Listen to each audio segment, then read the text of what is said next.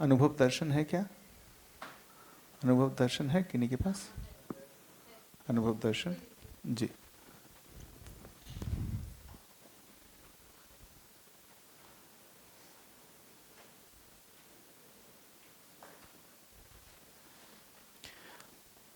इसमें बढ़िया एक चीज़ है, दूसरा नंबर पेज में, सेकेंड पेज में चैतन्य इकाई के मध्यांश की संज्ञा मैं है जो आत्मा के नाम से अभिहित है। चैतन्य इकाई के मध्यांश की संज्ञा मैं है जो आत्मा के नाम से अभिहित है। मैं से मन, वृत्ति, चित्त और बुद्धि का वियोग नहीं है। इनमें आत्मानुगामी बनने योग्य क्षमता की प्रस्थापन प्रक्रिया ही साधना है। अब बता दिया साधना का क्या मतलब है। पेज नंबर 2 में साधना का क्या मतलब है। इनमें आत्मानुगामी बनने योग्य क्षमता की प्रस्थापन प्रक्रिया ही साधना है।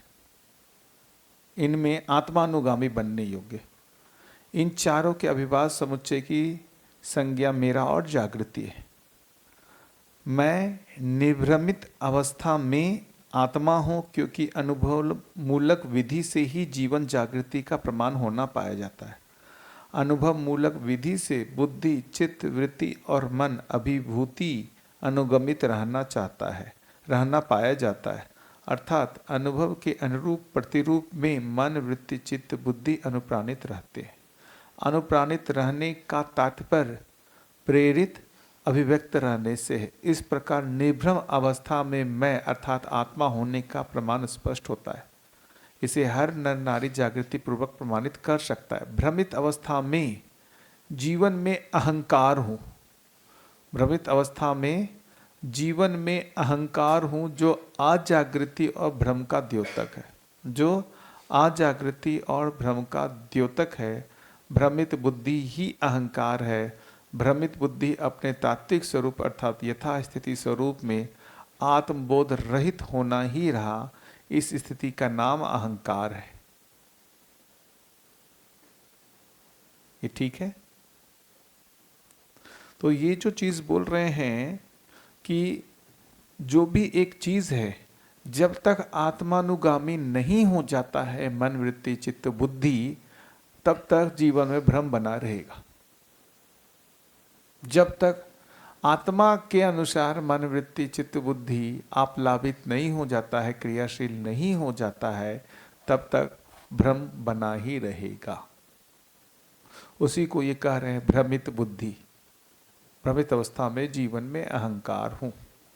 अब एक भाषा को देखेंगे इसी को रिलेट करके मानव व्यवहार दर्शन में। मानव व्यवहार दर्शन में ये जो हम लोग बात कर रहे थे उसमें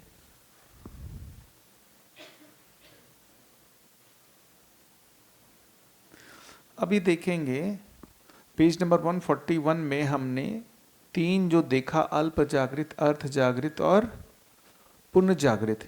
वहां पर जब बात हो रही थी अल्प जागृत में मन, वृत्ति, चित्त तंत्रित होना, मन, वृत्ति, चित्त तंत्रित होना। अर्ध जागृत में मन, वृत्ति, चित्त, बुद्धि, मन, वृत्ति, चित्त, बुद्धि तंत्रित होना। तो यहाँ तंत्रित होने की बात कर रहे हैं। लेकिन जैसे ही जागृत, पूर्ण जागृत की बात कर रहे हैं उसमें मन, वृत्ति, चित्त व बुद्धि आत्मा द्वारा नियंत्रित एवं अनुशासित। अब वहां तंत्रित वाली बात नहीं कर रहे, वहां पर क्या बात कर रहे हैं? मन, वृत्ति, चित्त व बुद्धि आत्मा द्वारा नियंत्रित एवं अनुशासित। वहां तंत्रित क्यों कर रहे हैं, यहां नियंत्रित, और ये क्यों कह दिया अनुशासित? ये आप शोध कर पा रहे हैं, है ना? फिर इधर आ जाते हैं।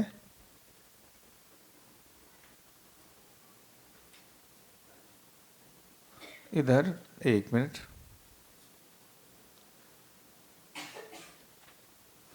हाँ, पेज नंबर 149 में, पेज नंबर 149 में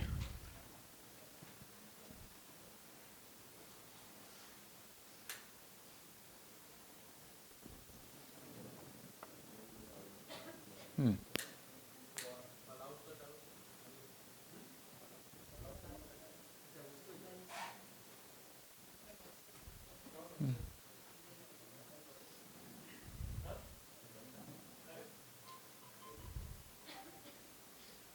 ठीक है। अभी देखिएगा उसमें 149 में जो लिखा हुआ है, मन में आवेश, वृत्ति में हठ, चित्त में भ्रम तथा बुद्धि में आत्मा से विमुखता ही शरीर मूलक प्रवृत्तियां है। उसमें बुद्धि में भी आ गया ना मामला। मन में आवेश, वृत्ति में हठ, चित्त में भ्रम तथा बुद्धि में आत्मा से विमुखता ही शरीर मूलक प्रवृत्तियां हैं, जो मन में मित्र आशा, वृत्ति में विचार, चित्त में इच्छा और बुद्धि में रितंभरा, आत्मा में अनुभव प्रमाण प्रावर्तन क्रिया है। अब इसके बाद जो है वो एक ध्यान देना है। मन एवं वृत्ति के मध्य में भ्रमित मनःकृत वातावरण के दबाव से दुख, इसको पढ़िए क्या लिखा हुआ है, भ्रमित मनःकृत वातावरण के दबाव से दुख तथा इसके विपरीत वृत्ति एवं मन के मध्य में वृत्ति सहज वातावरण के प्रभाव से सुख की उपलब्धि होती है। क्या मतलब इसका? मन के दबाव से, मनाकृत वातावरण के दबाव से दुख है, और क्या बोल रहे हैं, वृत्ति सहज वातावरण, वहां दबाव बात नहीं हो रही है ना। जब वृत्ति के प्रभाव में आ रहा है तो उसको प्रभाव कह रहे हैं, यहां उसको क्या कह रहे हैं, दबाव कह रहे हैं। मनाकृत वातावरण के दबाव, वृत्ति सहज वातावरण के प्रभाव, मतलब जब नेष्ट क्रिया के नियंत्रण में उससे विकसित क्रिया आ जा रही है, उसको दबाव कह रहे हैं। उस दबाव को ही तो झेलते हैं अपन। जब अपन बात हो गई थी, मन वृत्ति मन से ज्यादा विकसित होने के कारण मन की आशा के अनुरूप नहीं बन पाता, और ये जो परस्पर विषमता है वही श्रम की अनुभूति है, वही श्रम की अनुभूति है। क्यों श्रम की अनुभूति हो रही है? मन अपने अनुसार वृत्ति को प्रयोग करना चाह रहा है, मन अपने अनुसार वृत्ति को प्रयोग करना चाह रहा है, और वृत्ति अपने अनुसार मन को प्रयोग करना चाह रहा है। ये जो विषमता है यही दुख का कारण है। यही विषमता क्या हो गया? दुख का कारण हो गया। तो जब भी मन के दबाव में वृत्ति क्रियाशील होता है, जीवन में दुख की स्थिति बनती है, और वृत्ति के प्रभाव में जब मन आ जाता है वही सुख है। ये ठीक है। फिर उसके नीचे देखेंगे, वृत्ति एवं चित्त के मध्य में वृत्तिकृत वातावरण के दबाव से अशांति तथा इसके विपरीत चित्त एवं वृत्ति के मध्य में चित्त सहज वातावरण के प्रभाव से शांति की उपलब्धि होती है। फिर आगे लिख रहे हैं, चित्त एवं बुद्धि के मध्य में चित्तकृत वातावरण से असंतोष तथा इसके विपरीत बुद्धि एवं चित्त के मध्य बुद्धि सहज वातावरण से संतोष की उपलब्धि होती है। ये दिख रहा है ना, चित्तकृत वातावरण से। अब देखिए यहां पर ये दबाव नहीं आया है, वहां से दबाव हट गया। अभी तक दबाव आया हुआ था, यहां पर चित्तकृत वातावरण के दबाव नहीं है। क्या मतलब ये? अभी वृत्तिकृत वातावरण के दबाव, मनाकृत वातावरण के दबाव, चित्तकृत वातावरण के दबाव नहीं है। चित्तकृत वातावरण, चित्तकृत वातावरण से असंतोष नहीं, असंतोष है। चित्तकृत वातावरण से असंतोष है। क्या मतलब? इसको शोध करना चाहिए। बुद्धि के मतलब मन बुद्धि चित्त ऊपर जब जाते हैं तो बुद्धि खाली जो सही होता है वही एक्सेप्ट करती है, और नेगेटिव तो चित्त का दबाव बुद्धि पे नहीं पड़ता है, लेकिन अब वहां पर दो चीज है कि ये चित्तकृत वातावरण क्रियाशील है या बुद्धि के अनुसार चित्त क्रियाशील है। बुद्धि सहज वातावरण से यदि चित्त क्रियाशील है तब तो क्या है? संतोष है। यदि चित्तकृत वातावरण है तो वो क्या है? असंतोष है। दबाव नहीं गया, दबाव नहीं गया। ये समझ में है? मन का दबाव वृत्ति में हो रहा है, वृत्ति का दबाव चित्त में हो रहा है, लेकिन चित्त का दबाव बुद्धि में नहीं हो रहा है। इसका मतलब यहाँ पर सारे चार क्रिया की बात हो रही थी ना, कोई बोल रहे थे सारे चार क्रिया का कभी रखने के लिए, सारे चार क्रिया का, हाँ सारे चार क्रिया का क्या मतलब है कि जो भी भ्रम होता है जीवन में वो मन से प्रारंभ होकर के चित्त के चित्रण तक जाता है, वो बुद्धि में नहीं जाता। लेकिन इधर कई जगह बात भी आती है, वो जो भ्रमित बुद्धि भी आती है बात, भाई इधर ये आया, भ्रमित बुद्धि ही अहंकार है, ये भी आता है। अभी पढ़ा था ना आत्म, उसको भी बात हुई थी ना। तो ये जो एक बार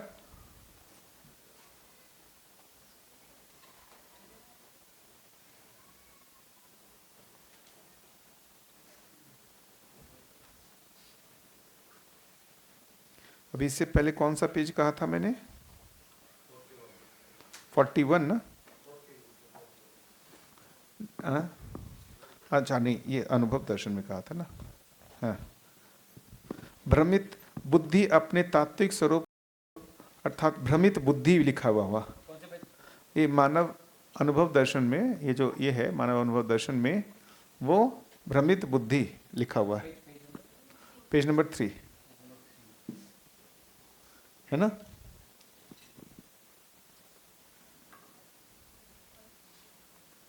अब यहाँ पर भ्रमित बुद्धि की बात आ रही है, और इधर यहाँ पर जब पढ़ रहे हैं ना, यहाँ पर एक आ रही है, बुद्धि भ्रमित नहीं होती, बुद्धि चुप रहती है। क्या लिखा हुआ है? बुद्धि भ्रमित नहीं होती है, बुद्धि चुप रहती है। ये भी आया है, बुद्धि भ्रमित नहीं होती है, बुद्धि चुप होती है। तो अभी एक एक करके देखें। सो साढ़े 4 क्रिया का क्या मतलब है, साढ़े 4 क्रिया का क्या मतलब है, और यहाँ पर जो वातावरण का दबाव है, यहाँ दबाव नहीं है। पेज नंबर 149 में 1 2 3 4 5, इसको एक बार पूरा पढ़ ले, तो एक बार पढ़ ले पूरा 149। हाँ पढ़ लेना उसको चारों, उसको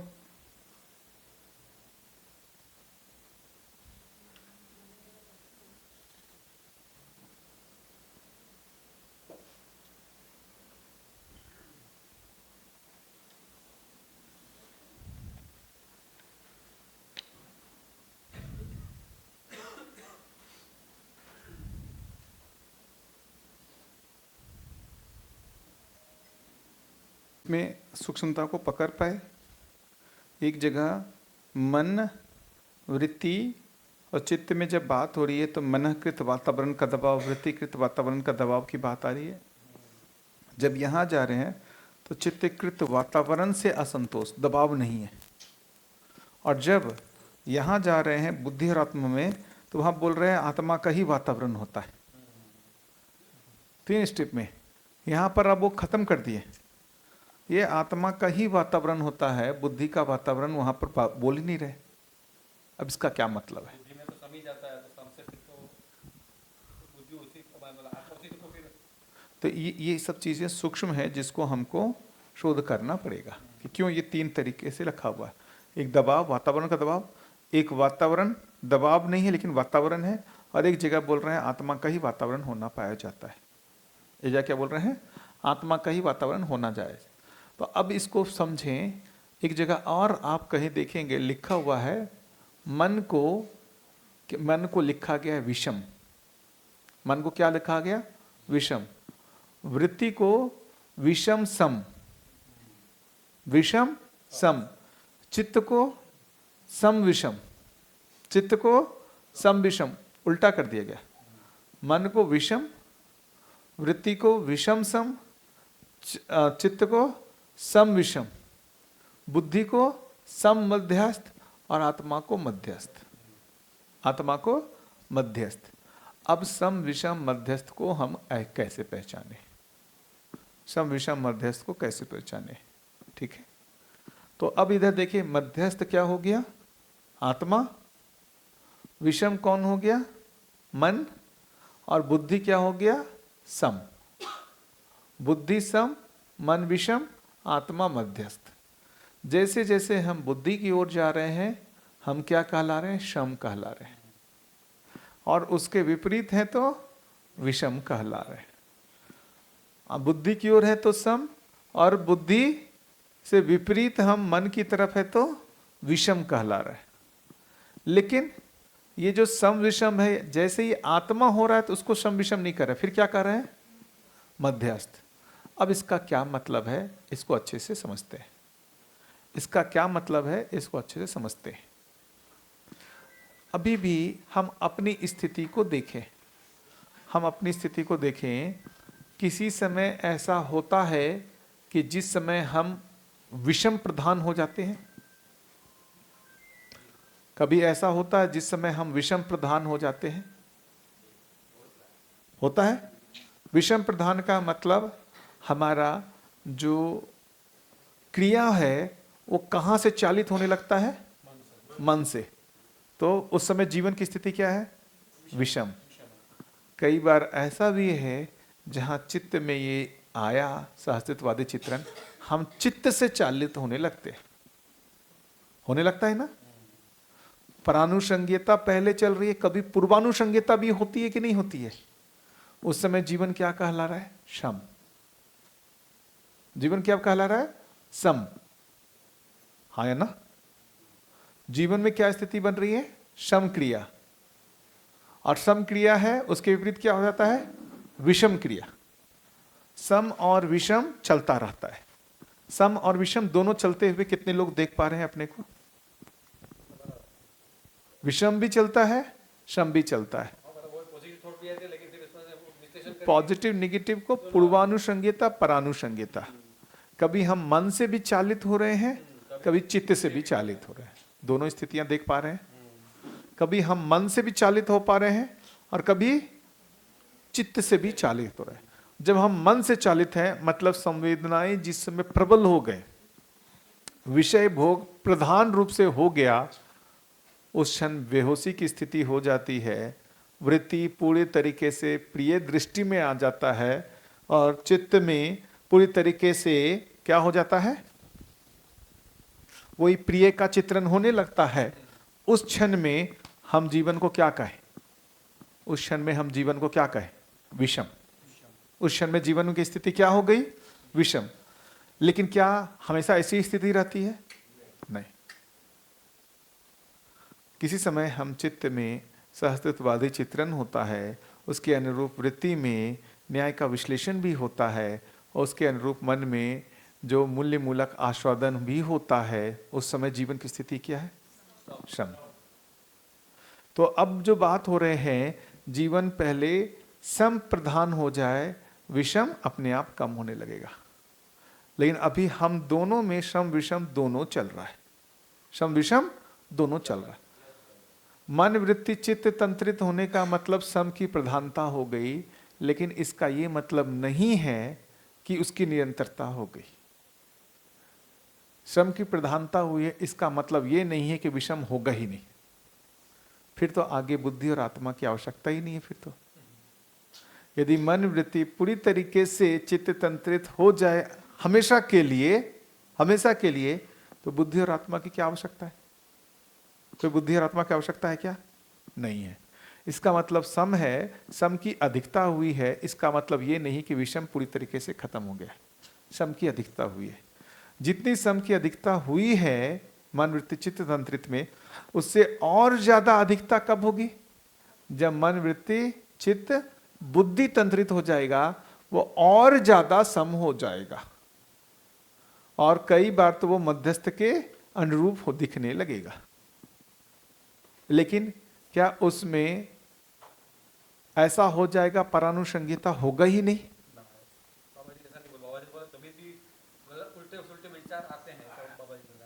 मतलब वहां पर विषम की संभावना है। एक ही जगह है जहां मध्यस्थ होने पर अब समस्त सम विषम का नियंत्रण हो गया। अब ना तो सम होगा ना ही विषम होगा, जो होगा हमेशा मध्यस्थ ही होगा। अब अनंत काल के लिए वो मध्यस्थ हो गया, अनंत काल के लिए वो मध्यस्थ हो गया। अब ना तो सम ना विषम, वो दोनों हमेशा मध्यस्थ। जी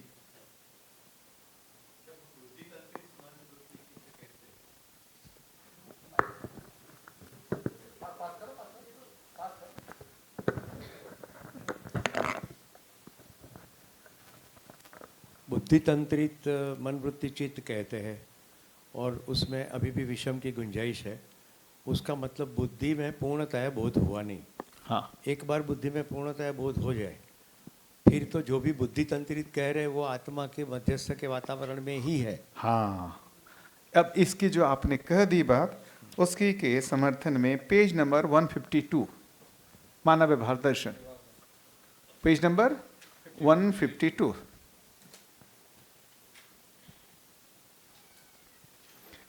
दो बोध लिखा हुआ है, पूर्ण बोध और अपूर्ण बोध लिखा हुआ है। पूर्ण बोध और अपूर्ण बोध। पूर्ण बोध में लिखा हुआ है अस्तित्व दर्शन बोध, जीवन ज्ञान बोध, मानवता पूर्ण आचरण बोध, है ना। अपूर्ण बोध में सहअस्तित्व में अनुभव प्रमाण बोध होने के पहले अपूर्ण बोध, सहअस्तित्व में अनुभव प्रमाण बोध होने के पहले अपूर्ण बोध, इसी को अवधारणा कह रहे हैं। इसी को क्या बोल रहे हैं? अवधारणा कह रहे हैं। तो जो आप बोल रहे हैं वो अवधारणा अपूर्ण बोध की स्थिति है। दूसरी बात जिसको बोल रहे हैं वो पूर्ण बोध, वो क्या हो रहा है? वो अनुभव होने के साथ ही हो रहा है। ये ठीक है ना। और यदि देखेंगे इधर,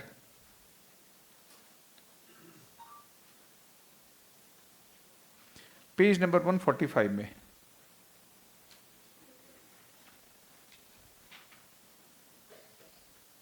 कौन सी अनुभूति? 145 में वो जो लिखा हुआ है कि आत्मबोध ही आध्यात्मिक उपलब्धि है। आत्मबोध ही आध्यात्मिक उपलब्धि है। अंतर्नियामन प्रक्रिया द्वारा ही आत्मबोध होता है, जो ध्यान देने की चरम उपलब्धि है, या ही जागृति है। ऐसे आत्मबोध अनुभव बोध संपन्न मानव की जागृत मानव संज्ञा तथा यही प्रमाण रूप में मानव देव मानव होना पाया जाता है। अब इसके नीचे जो लिखा हुआ है, अवधारणा के अनंतर आत्मा की ओर बुद्धि का प्रत्यावर्तन होते ही आत्मबोध तथा ब्रह्मानुभूति एक साथ ही प्रभावशील होती है। अवधारणा के अनंतर, पश्चात मतलब अनंतर मतलब पश्चात। हाँ, आत्मा की ओर बुद्धि का प्रत्यावर्तन होते ही आत्मबोध तथा ब्रह्मानुभूति एक साथ ही प्रभावशील होती है। इसका मतलब क्या समझ में आता है? हम अभी जिस स्थिति में हैं, सीधा मध्यस्थ क्रिया नहीं होगा क्रियाशील। यदि हम सारा प्रयत्न करें कि हम जो है मध्यस्थ क्रिया में स्थापित हो जाए, होगा ही नहीं, होगा ही नहीं। कैसे होगा? सम की प्रधानता होते होते होते होते वो सम मध्यस्थ के अनुरूप जैसा हो जाएगा, तब मध्यस्थ होगा। जैसे बोल रहे हैं ना अभी, पहले विषम से विषम सम, सम विषम, सम मध्यस्थ, जैसे ही हम सम मध्यस्थ होंगे तब मध्यस्थ होगा। हम यहां पर चित्त तंत्रित सम विषम से सीधा हम मध्यस्थ नहीं हो पाएंगे। तो मध्यस्थ होने का मतलब है कि उसके अनुरूप मैं लगभग हो चुका हूं, पूरा नहीं हुआ हूं, बट वेरी क्लोज हो गया हूं, तभी वो स्थिति बनेगी, वरना वो स्थिति नहीं बनेगी। ये चीजें मुझे बहुत बाद में, मुझे लगा पूरा प्रयास एक बार अनुभव करने के लिए किया जाए, बाद में प्रमाणित करने के लिए किया जाए, पूरा दम लगाया जाए अनुभव के लिए, सीधा एक बार आत्मा में अनुभव हो। पूरा एकदम बैठता था तो ध्यान में, इस बार तो अनुभव करके ही उठना है। नहीं, हर दिन आज ध्यान में बैठा हूं, आज तो अनुभव करके ही उठूंगा। पूरा एकदम ऐसा लगता है पूरा जीवन शक्ति लगा देता हूं, एक बार में अनुभव जैसा हो जाएगा, है ना।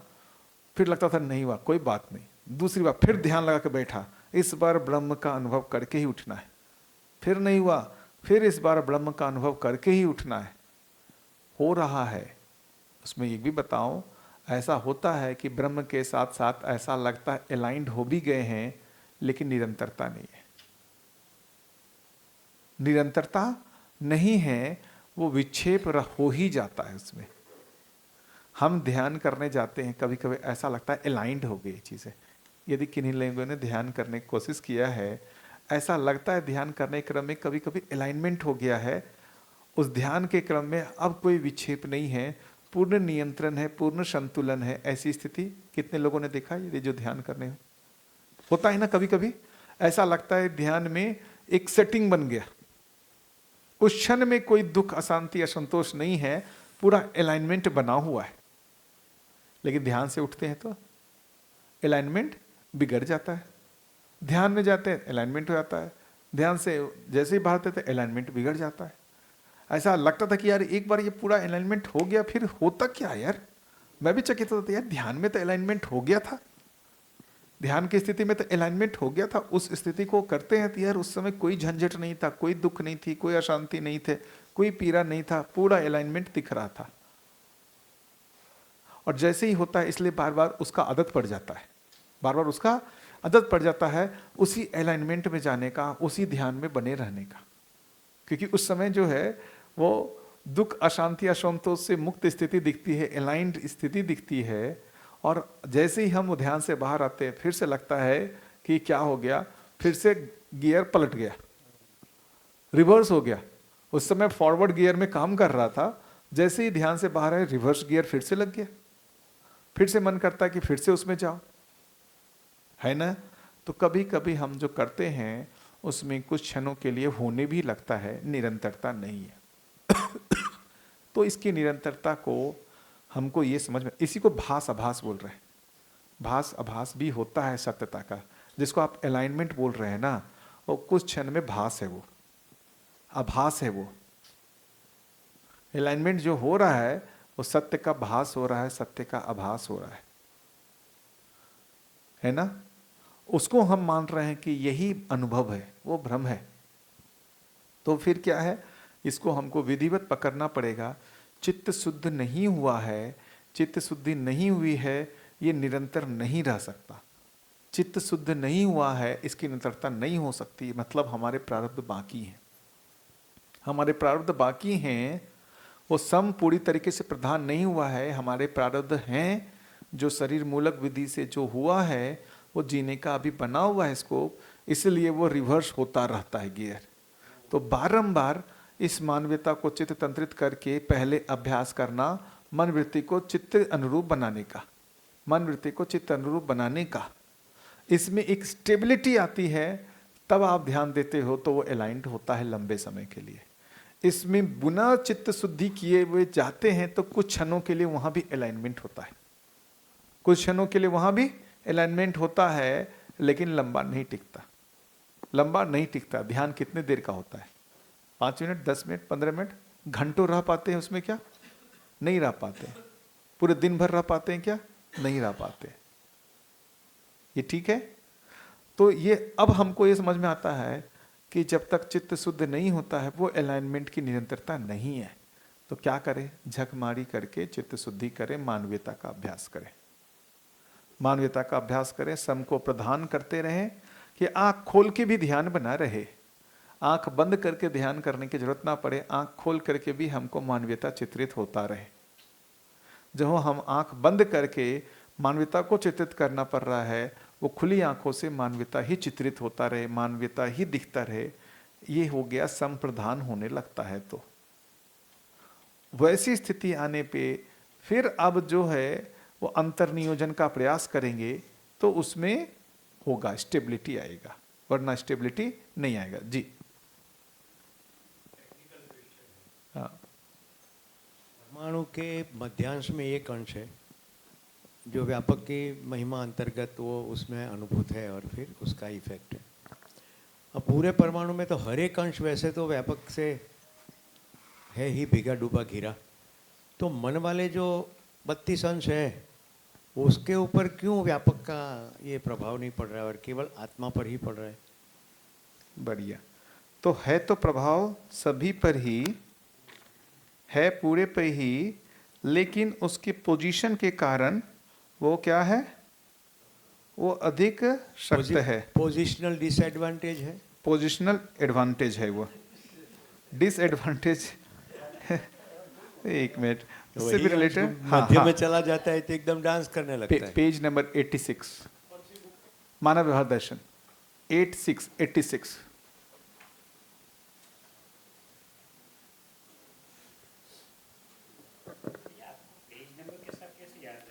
नहीं, वो याद नहीं, वो खोजता हूँ ना यहाँ पर, वो चित्र में रहता है ना कि यहाँ पर कहीं लिखा हुआ है, यहाँ ऐसा पलटते हैं वहाँ दिख जाता है। Page number 86। ये कोई रहस्य नहीं है, जैसा आपके साथ है, ये ज़्यादा विशेष मत मानिएगा क्या है ना। हाँ अच्छा, बारंबार बारंबार इसको बोलेंगे, हाँ तो पढ़ाते रहेंगे तो 10 20 बार 50 बार में याद हो जाएगा। ये कोई वो नहीं है। हाँ मतलब वो बारंबार बोल रहा हूँ पढ़ रहा हूँ तो याद होता रहता है, इतना ही है, कोई विशेषता नहीं है।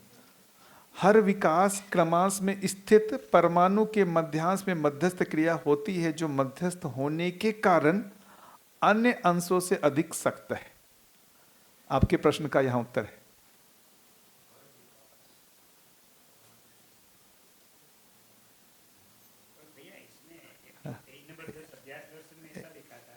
हाँ कंपनात्मक गति उसमें स्वागत पद्धति और वर्तनात्मक गति में यांत्रिकता यानी आस्वादन, इसका इसके साथ अभी आते हैं, वो गति की बात अलग हो गई, पहले इसमें देख लेते हैं। परमाणु में भी मध्यस्थ के आसपास। अब ये मैंने यही बाबा जी लिखे है, ये लिखा हुआ है ना कि जो मध्यस्थ है वो होने के कारण अन्य अंशों से अधिक सख्त है, ये लिखा हुआ है, और अन्य अंशों को संतुलित किया रहता है, तो ये पोजिशनल एडवांटेज है। जबकि मध्यस्थ मध्यांश जबकि आश्रितांश सम विषम क्रिया है। और इससे भी एक और चीज जो लिखा पेज नहीं पेज नंबर 3 में, अब ये कहेंगे हाँ अनुभव दर्शन में, आत्मा ब्रह्म से भिन्न होते हुए भी निष्ठ नहीं है। आत्मा ब्रह्म से भिन्न होते हुए भी निष्ठ नहीं है। पेज नंबर 3 में लिखा हुआ है, जो प्राप्त की अनुभूति और प्राप्त का आस्वादन के बाद, आत्मा ब्रह्म से भिन्न होते हुए भी निष्ठ नहीं है। निष्ठ का मतलब निकृष्ट नहीं है, ब्रह्म से भिन्न होते हुए भी निष्ठ नहीं है, क्योंकि प्रकृति सहज सर्वोच्च जागृतिपूर्ण अथवा जागृतिशील अंश ही आत्मा है। क्योंकि प्रकृति सहज सर्वोच्च जागृतिपूर्ण अथवा जागृतिशील अंश ही आत्मा है।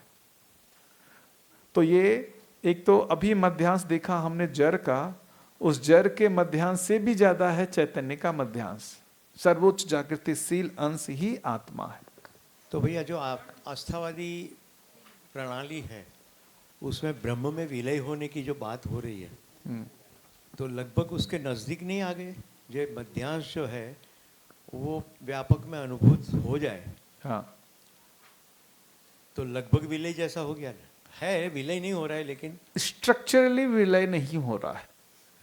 यही तो इस दर्शन का अनुसंधान है, गठन पूर्णता। स्ट्रक्चरली विलय नहीं हो रहा है, फंक्शनली लोगों को लगता है वो ऐसा हो गया है। स्ट्रक्चरली विलय नहीं हो रहा है। विलय का मतलब उसमें मिल जाना। पानी की एक बूंद को पानी में डाल दो, उसका अस्तित्व रहा? क्या उस पानी की बूंद को आइडेंटिफाई कर पाओगे? वो पूरे में आत्मा परमात्मा का अनुभव किया तो परमात्मा में ऐसा ही विलय हो गया जैसा ये पानी की एक बूंद इसमें विलय हो गया। बोल रहे हैं ऐसा नहीं है। वो बेसिकली यही तो अनुसंधान करके दे रहे हैं कि ये स्ट्रक्चरली जीवन है क्या तात्विक रूप में, वो स्पष्टता ना होने के कारण ही तो ये सब झंझट बना रहा। विलय हो रहा है नहीं हो रहा है, ये पकड़ में नहीं आ रहा है लोगों को ना। बहुत पुराने जो भी साधना पद्धति में लोग रहे उनको कुछ ऐसा थोड़ा लगा होगा, जैसे हम एक जगह पढ़े हैं कि जागृत मानव सह अस्तित्व का प्रतिरूप बन जाता है। हाँ यानी सह अस्तित्व जैसे फंक्शन कर रहा है वैसे ही जागृत मानव फंक्शन करेगा, है ना पूरा राइट, प्रकृति अनुरूप। तो जब जीवन जागृत जीवन सहअस्तित्व का प्रतिरूप बन गया, और जब पुराने साधना प्रणाली में महिमा व्यापक का जो है सहअस्तित्व शब्द नहीं है, ब्रह्म का महिमा है, और ब्रह्म में विलय हो गया तो ब्रह्म जैसा ही हो गया। अहम ब्रह्मास्मि बोल दिया, ऐसे मैं ही ब्रह्म हूँ। तो ये उनको ऐसा कुछ भ्रम हुआ होगा, है ना पॉसिबिलिटी। यही तो बोल रहे हैं। बाबा जी जब बोलते रहे अरे इतना शर्म किया, इतना क्लोज पहुंच के इतना छोटा सा चूक कैसे हो गया। बाबा जी बोलते रहे बहुत क्लोज पहुंचे के एकदम छोटा सा चूक हो गया। बाबा जी बोले बहुत वैसा वो छोटा सा ही चूक हुआ, लेकिन वो छोटा सा चूक जो है ना वो भारी पड़ गया, वो बहुत भारी पड़ गया। यही जीवन का तात्विक स्वरूप स्पष्ट ना होना बहुत भारी पड़ गया। उसके कारण ये इतने द्वैत अद्वैत विशिष्टाद्वैत ये सब आ गए ना, इसी कारण तो झंझट हो गया। और दूसरी एक बात उसमें फिर से ये जो ब्रह्म वस्तु को जो अनुभव करने की बात है, ब्रह्म वस्तु तो बुद्धि से भी दिखता है, अभी तो चित्त में ही दिखता है। अभी देखिए ना, कितने लोगों को ये दिखता है एक वस्तु है जो सब जगह व्याप्त है, असीम है, कितने लोगों को दिखता है? दिखता है ना? अरे दिखता है, देखो मैं बोल रहा हूं दिखने की बात। कितने लोगों को ये दिखता है कि व्यापक जैसी कोई एक वस्तु है जो हर जगह व्याप्त है, वो असीम है, हर चीज में पारगामी है, ऐसा लोगों को दिखता है। हाथ उठाइए। हाँ, ये दिखता है ना? तो क्या दिखना अब बाकी है? अनुभव में क्या एक्स्ट्रा होना है इससे? आप बताइए। दिख तो गया ब्रह्म, ब्रह्म दिख गया। ब्रह्म आपको विश्वास होता है ना कि ये है वस्तु, ये तो दिख गया। अब क्या इसमें दिक्कत है? सूक्ष्म दिखना होता है तुम्हारे। इससे क्या सूक्ष्म और दिखेगा? क्या नहीं दिख रहा है आप बताइए? पारगाम्यता भी दिख तो रही है, पारगाम्यता भी चित्रित हो रहा है, नहीं हो रहा है चित्रित? तर्क में हो रहा है सर, लेकिन ऐसे कैसे बोल सकते उस पर विश्वास क्यों नहीं हो रहा? अच्छा, इसका क्या इसमें कमी है जो अनुभव में नहीं आ रहा है? ये जो चित्त में दिख रहा है, अरे वो तो आपको बताया गया। बताने से तो कुछ नहीं, बताया तो बने है ना, तो अपने अनुभव में लाना है।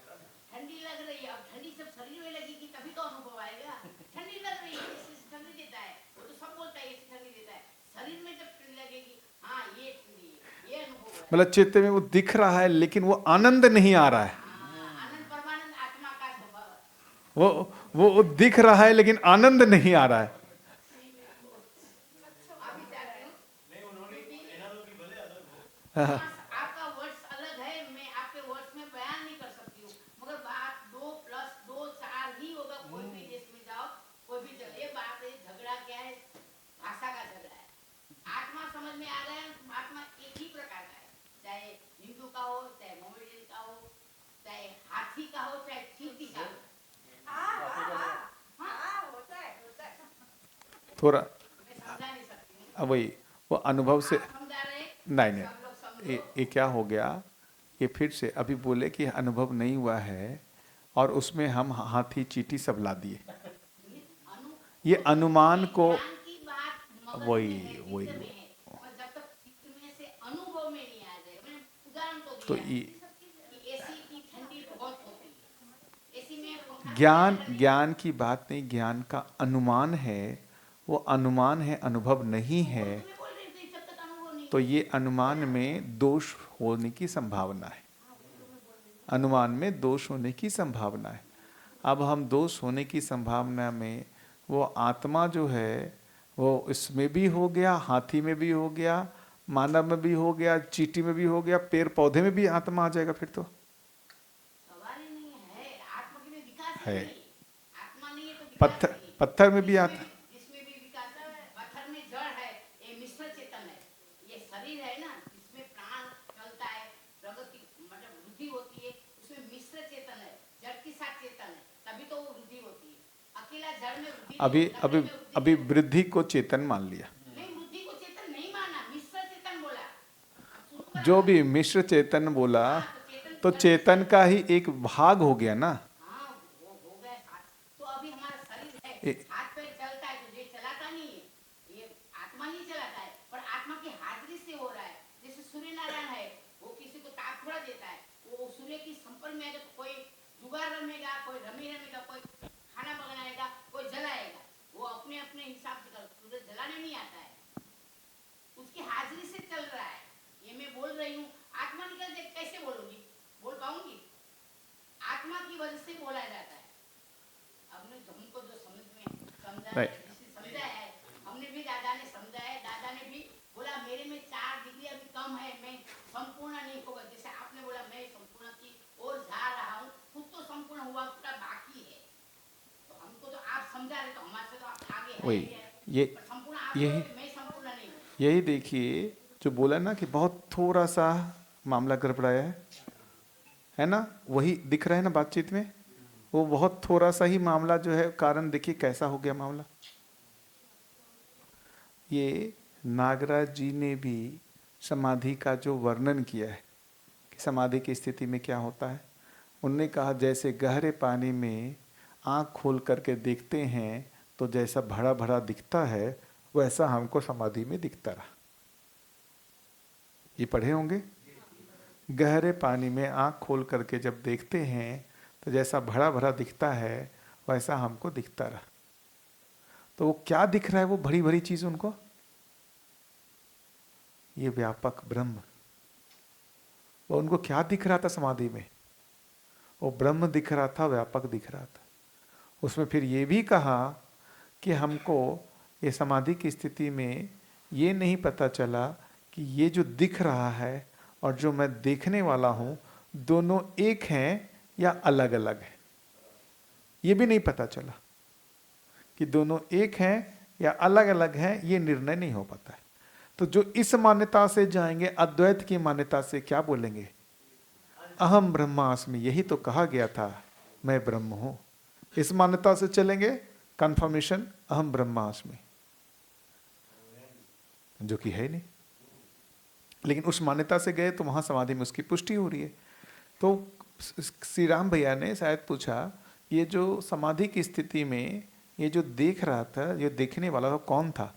बोले उस समय पता नहीं चला, संयम में पता चला कि बुद्धि से देख रहे थे। जब बुद्धि से देखते हैं तो भी हमको अभी जितना दिखता है उससे बहुत सूक्ष्म दिखता है, बहुत सूक्ष्म दिखता है। और यदि हमने उसी को पूरा मान लिया, इसी को अहंकार कहा। इसी को कहा बुद्धि क्षुब्ध मानव अपने ज्ञान को श्रेष्ठ। यथार्थता के स्रोत आज भी जीवित हैं, वो सभी बोलते रहे आत्मा परमात्मा, और हमारे में वो मान्यता में है, तभी हमने इसको स्वीकार किया। वो जो साधना की पृष्ठभूमि हम सुन रहे थे, आप सुनिएगा साधना की पृष्ठभूमि में। वो बोले कि हमको भारत देश में जन्म लिए तभी हमको ये समाधि हुआ, वरना नहीं होता। ये बोल रहे हैं नागराज जी, साधना की पृष्ठभूमि। कभी होगा तो सामूहिक सुनिएगा। तो क्यों बोल रहे हैं? बोले यहीं पर वो मान्यता है कि जीवन होता है, ब्रह्म होता है, यही मान्यता है पहले से। तो हमारे को क्या फायदा हो गया? ये पहले से हमारे ये मान्यता में है और तर्क रूप में हमको प्रस्तुत कर दिया गया, स्वीकार हो जाता है। आप हम सब क्यों इसको अध्ययन इतने अच्छे से कर पा रहे हैं? हमारी मान्यता में ये पहले से है और हमको पता भी नहीं है। हमारी मान्यता में ये पहले से है और हमको कोई तर्क रूप में दे रहा है, हम स्वीकार ले रहे हैं। यदि ये मान्यता में ही ना हो, स्वीकार करना बहुत मुश्किल है। यदि हम साइंस को देने जाएं, ये स्वीकार करेगा? नहीं कर रहा है। क्यों? मान्यता में ही नहीं है। तो जो बाबा जी को बेनिफिट हुआ, वो बेनिफिट हम लोगों को भी है। इस भारत देश में जन्म लेने का वो बेनिफिट हम लोगों को भी है। ये तो इसको क्या हम अपने महापुरुषों के लिए जो इन्होंने ये वातावरण बना के रखा, उसके लिए कृतज्ञता ना हो? ना हो? ये माता जी जो दादा गुरु जी के बारे में बोल रहे हैं, इनमें पहले से वो मान्यता में है, ये कृतज्ञ नहीं होंगी? हम क्यों तकलीफ हो भाई? ये उनके लिए कृतज्ञ हैं, हमारे बात नहीं सुन रहे हैं। इनमें मान्यता में आया हुआ है ना? जिस दिन जिज्ञासा होगी तर्क रूप में इसको स्वीकार लेंगे। लेकिन गहरी मान्यता में आया हुआ है, ये इन महापुरुषों की हमारे लिए उपकार है, किया गया उपकार है। इन सभी महापुरुषों ने उपकार ही किया है, जितना हो पाया ये उपलब्ध कराया। तो ये ठीक लगता है? क्या है आपका संविषम? वो जाके मध्यस्थ में ही उसका पूर्ण नियंत्रण है। मध्यस्थ जब होता है, एक बार जैसे ही मध्यस्थ क्रिया प्रभावशील हुआ, वो अनंत काल के लिए प्रभावशील रह जाता है। उससे पहले सम विषम का बना ही रहता है। तो जो सम है तो विषम भी बना ही रहता है, उसकी संभावना, सम विषम की संभावना बनी ही रहती है। मध्यस्थ होने के बाद अब ये सम विषम की संभावना खत्म, वो पूर्ण मध्यस्थ हो जाता है। लेकिन भैया मध्यस्थ मतलब आत्म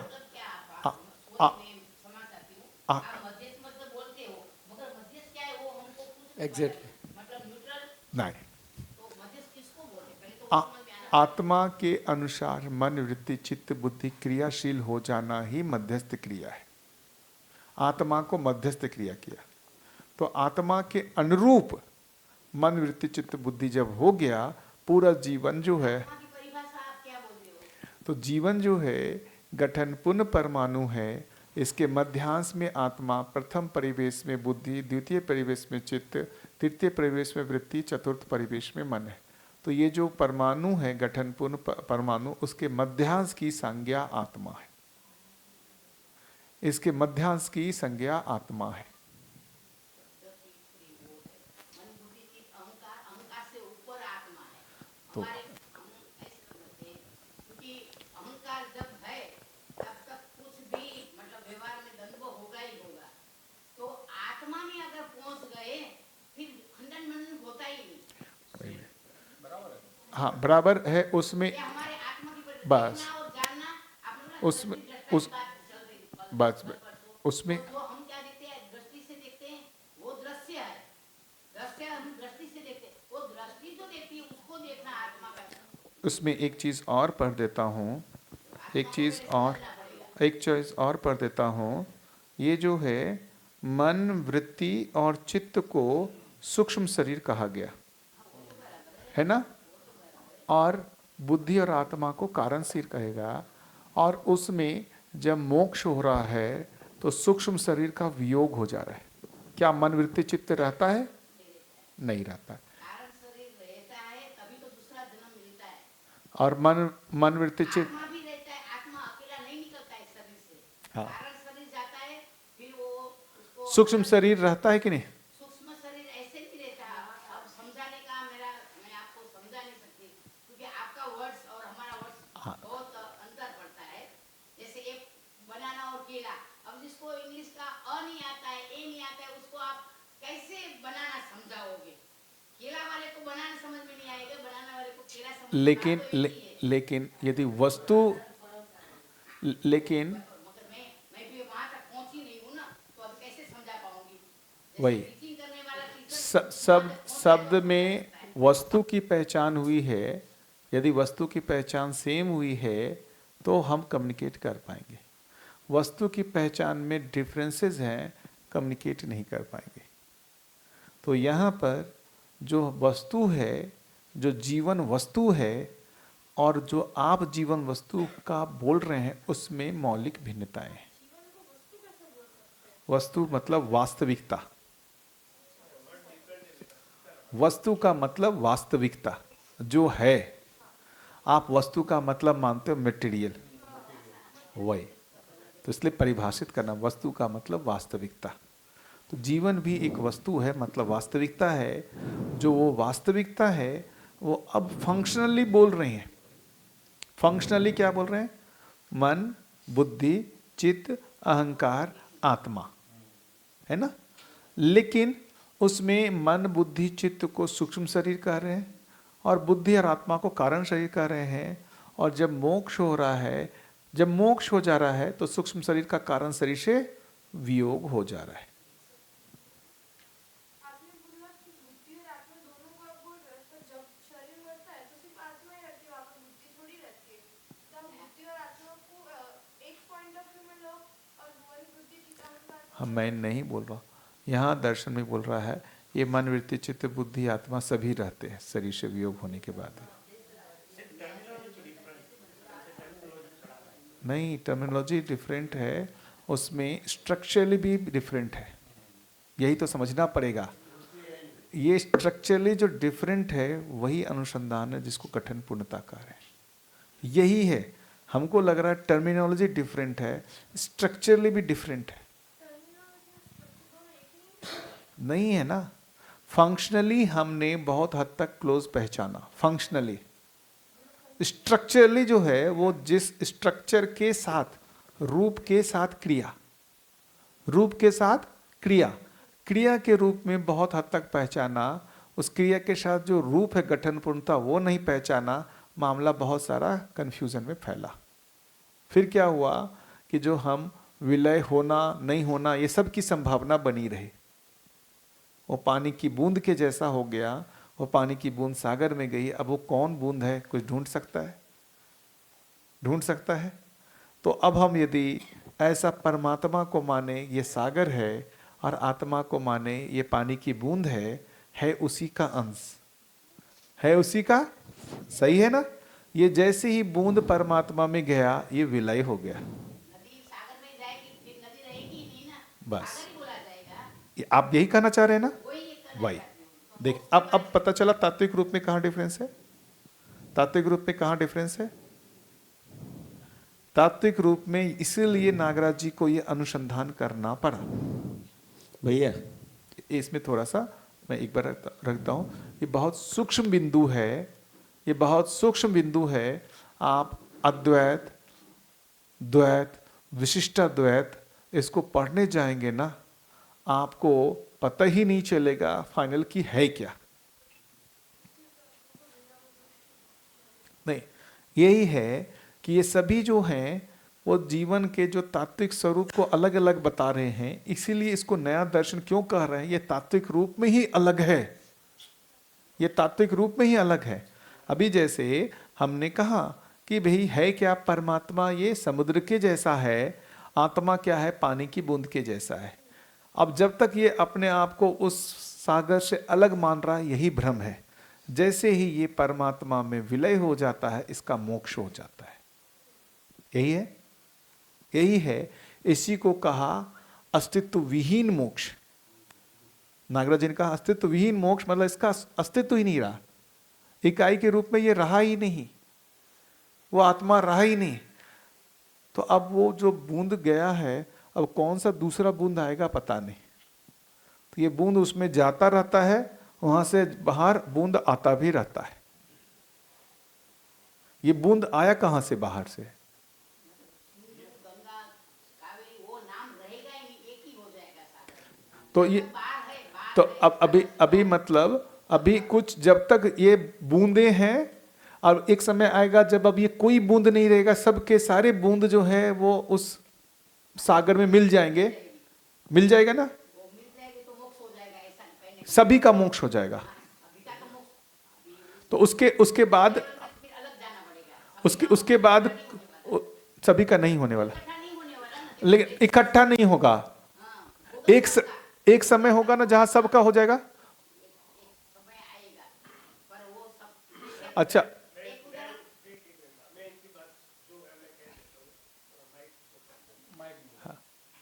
ये सब देखिए तात्विक डिफरेंस है, इसलिए ये नहीं समझ कि एक ही बात कही जा रही है। भैया एक मिनट, वहां जीने का मुद्दा ही नहीं है ना। नहीं नहीं, वो इसको आराम से वहां वो जीने से ही मुक्ति हो गया, तो उनका तर्क ही बनता है लक्ष्य था जीने से मुक्ति पाना। वही तो बाद में आएगा ना, वो जीने से मुक्ति स्वांता सुखाय भी तब आएगा जब आप अपने अस्तित्व को माने हुए हैं। जब अस्तित्व ही खत्म हो गया तो जीने की बात ही नहीं, स्वांता सुखाय की बात ही नहीं है। हम जो बात कर रहे हैं ना, ये विद्वानों ने मिलकर के बहुत दम लगाया है। अभी ये विद्वान आए हैं, इनसे इसलिए एक और विद्वान को आना पड़ा धरती पे। ये क्या पकड़ा के सब चले गए, कुछ समझ में नहीं आ रहा जी। कोटक सर, हाँ, मेरा आपको क्वेश्चन है जी, क्योंकि मैं बताना चाहता हूँ, मैं भी इनका जैसा ही कुछ गड़बड़ ना हो जाए, मेरी बात ऐसे रखते हो। इनका क्वेश्चन ये है कि हम जो पढ़ते हैं शास्त्र, उसमें आत्मा का जब मोक्ष हो जाता है, जैसे हम मानते हैं शास्त्रों में जो भी लिखा है कि मोक्ष हो गया मीन्स बिंदु सागर में विलीन हो गया, तो फिर उसका जन्म नहीं होता है। तो इनका क्वेश्चन ये है कि मान लो कि मेरा हो गया मोक्ष, तो ऐसे एक मानव का मोक्ष हो जाएगा, तो बाद में क्या होगा, कोई मानव नहीं बचेगा, फिर क्या होगा। जो हमारे यहाँ प्रलय की जो बात कह रहे हैं शास्त्र में, मेरे से शायद बहुत अच्छी तरह से जानते हैं, शायद वो व्यक्त कर पाएंगे। शायद सबका है, पूरी सभा का है।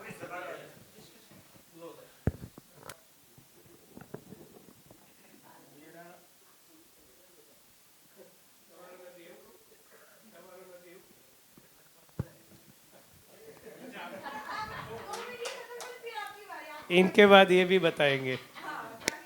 मेरा भाव समझने का प्रयत्न करना।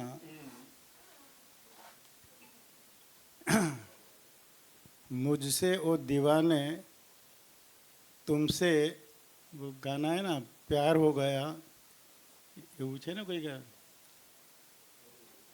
પેલું કયું છે, मुझसे वो दीवाने तुझसे प्यार हो गया, आपके साथ बैठने के बाद जो मेरी मंजिल थी वो तो सब टूट गई। तो ये प्रश्न जो है वो टूटी हुई मंजिल का है, तो उसका मैं जवाब देना ही नहीं चाहता।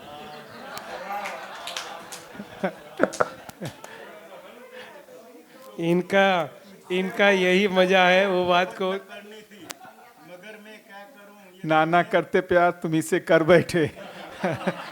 वही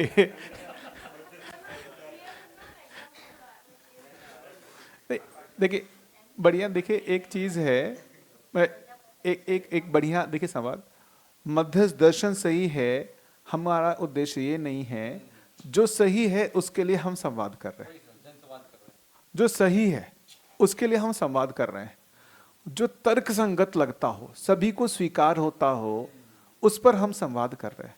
चाहे इसकी बात हो, चाहे माता जी की बात हो, या दादा भगवान की बात हो, हमारा उद्देश्य सही को पहचानना है, सही को समझना है। जो भी सही हमको दिखता है, तर्क संगत सबको स्वीकार होता है, उसी को सही माना जाए। क्या आग्रह है ना, इसमें क्या आग्रह कि भाई इसकी और उसकी, लेकिन इतना तो कृतज्ञता है, इन सभी लोगों ने बहुत मेहनत किया है, जिस कारण से हमारे लिए यथार्थता के स्रोत आज भी जीवित है। तो कोई कम ज्यादा की बात नहीं है, हर एक के प्रति कृतज्ञता। ये होने से ऐसा नहीं हो जाएगा कि दादा भगवान के प्रति कृतज्ञता कम हो जाएगी, बुद्ध के प्रति कृतज्ञता कम हो जाएगी, शंकराचार्य के प्रति कृतज्ञता कम हो जाएगी, महावीर के प्रति कृतज्ञता कम हो जाएगी। मेरा तो हर एक के प्रति कृतज्ञता बना रहता है। क्या तकलीफ इसमें, क्या तकलीफ इसमें? यदि हम ये करने लगते हैं, हाँ रिकॉर्डिंग चालू है, तो ये जो चीज है इसमें ये ध्यान पूर्वक रहे कि इन सब के प्रति कृतज्ञता के साथ हम संवाद करेंगे। मुझे लगता है कोई तकलीफदायक बात नहीं है, कोई तकलीफदायक बात। अरे मतलब क्या करते हैं, मतलब गुड बेटर बेस्ट, क्या तकलीफ है? बेस्ट होने से गुड तो खराब तो नहीं हो जाता ना। गुड खराब हो गया क्या? गुड बैड हो गया? बेस्ट होने से क्या गुड बैड हो गया क्या? हम क्यों मानते हैं कि बेस्ट होने से गुड बैड हो गया? वो कब होगा जब हम संपूर्णता में मूल्यांकन की जगह सापेक्षता में मूल्यांकन करने जाएंगे। तो एक बढ़िया तो दूसरा, एक श्रेष्ठ तो दूसरा निष्ठ, है ना। जब हम सापेक्षता में देखेंगे तो ये बढ़िया तो ये खराब, दो ही ऑप्शन बनता है। यदि दो में देखेंगे तो अच्छा खराब होगा, दो में कंपैरिजन करेंगे तो अच्छा खराब होगा। संपूर्णता में देखेंगे अच्छा, उससे और अच्छा, उससे अच्छा, है या नहीं है? तो हमारे को संपूर्णता में ही देखना पड़ेगा।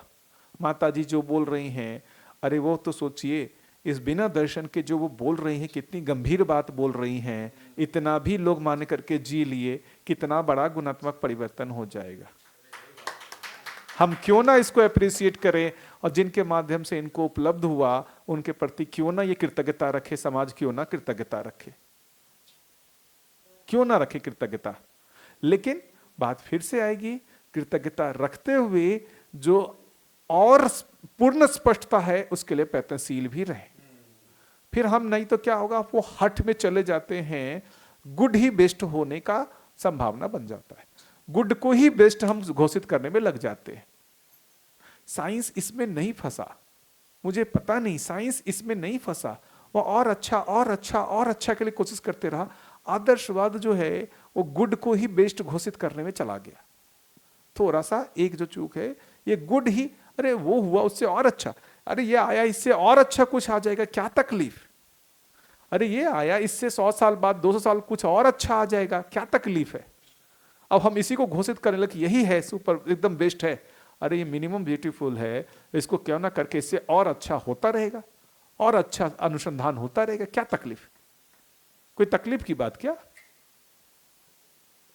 तो संपूर्णता में देखें तो ये कड़ी रूप में दिखता है, इतने प्रयत्नों के बाद ही इसका अवसर हुआ, इससे और अच्छा बेहतर होने की संभावना के साथ बना ही रहा जाए, क्या दिक्कत? हमको इस तरीके से रखना पड़ेगा, बेहतर होते आया होते आया होते आया, ये हुआ, इससे और बेहतर कुछ होगा। काहे का विरोध?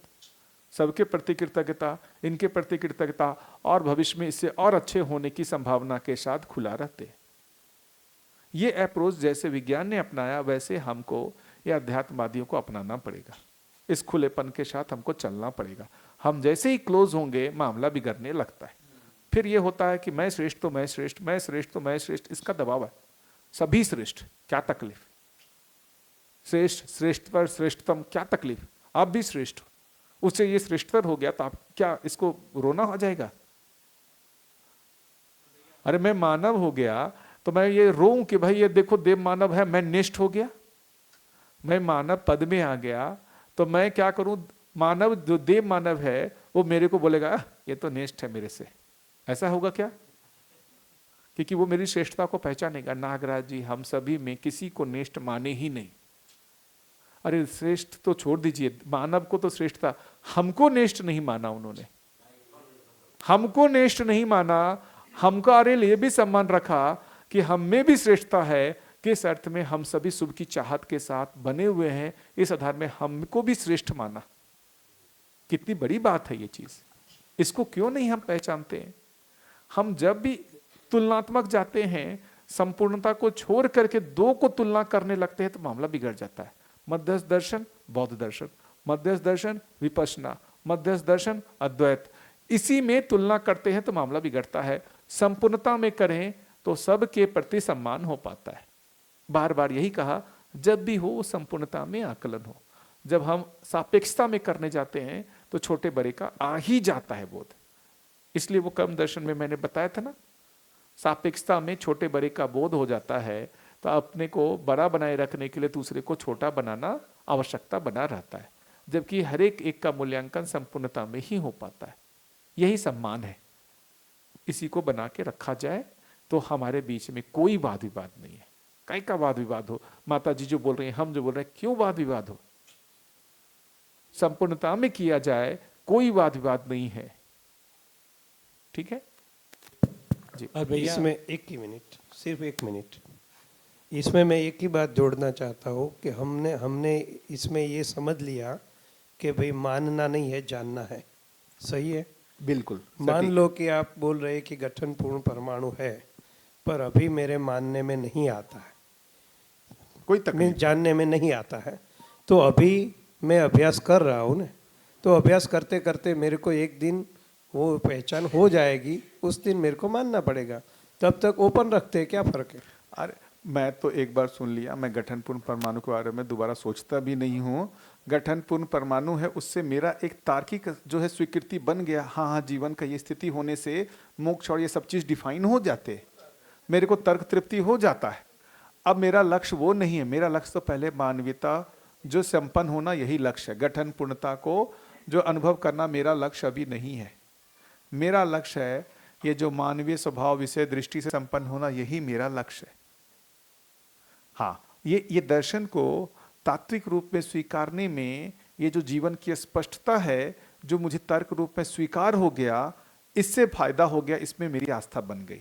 तर्क तृप्त नहीं होता, जो एग्जिस्टेंशियल रियलिटी की बात है, उसमें जो मेरी तर्क ही तृप्त नहीं हो रहा था तो आस्था नहीं बन पा रही थी।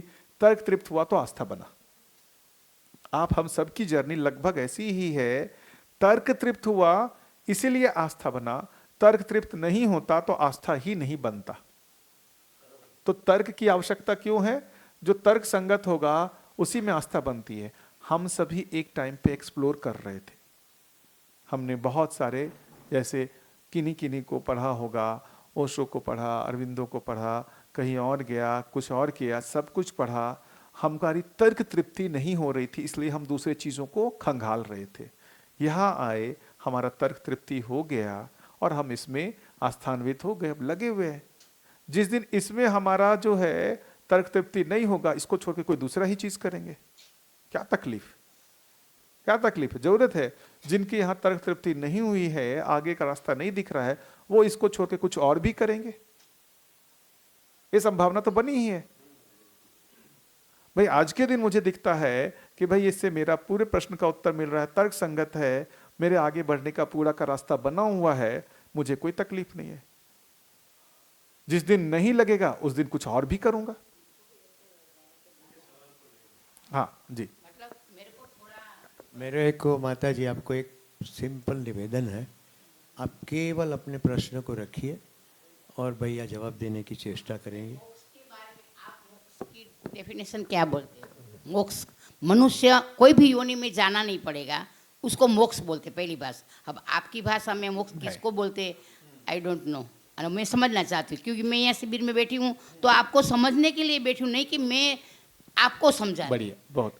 ये तो देखिए आपकी विनम्रता है माता जी, आप इतने दिनों से प्रयास की हैं, ये आयु है, उसके बाद भी आप इस विनम्रता के साथ मुझसे पूछ रही हैं, ये तो आपका बड़प्पन है। नहीं बड़ापन नहीं है, नहीं, मेरे ये सीखने की ये इसी को बड़प्पन कहते हैं वो कि है। इस आयु में भी आप में वो जड़ता नहीं, जो दृढ़ता नहीं है कि अपने आप से।